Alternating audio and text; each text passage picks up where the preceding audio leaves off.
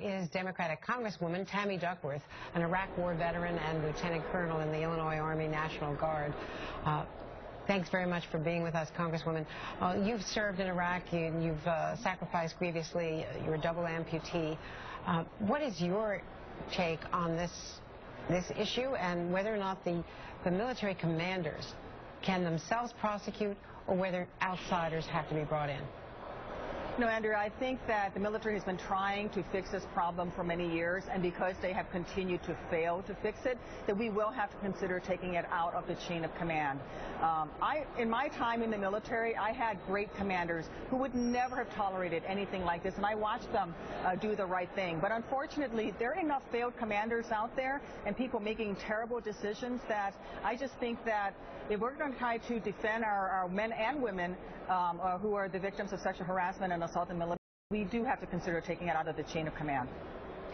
One of the arguments that was made to the commanders themselves when the brass was in front of the Senate is you're talking about the sanctity of chain of command, but isn't sexual predator behavior rising to forcible rape and sexual assaults felonies?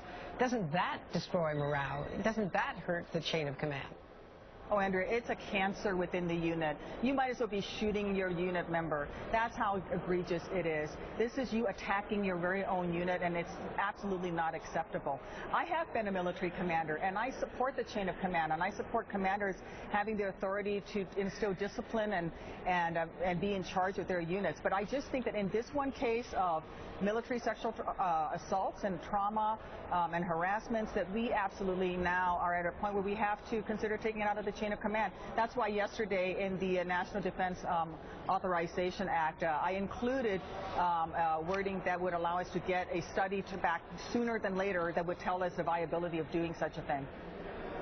Thank you so much, Congresswoman Tammy Duckworth. Thanks for being with us today. Thank you. And fair warning.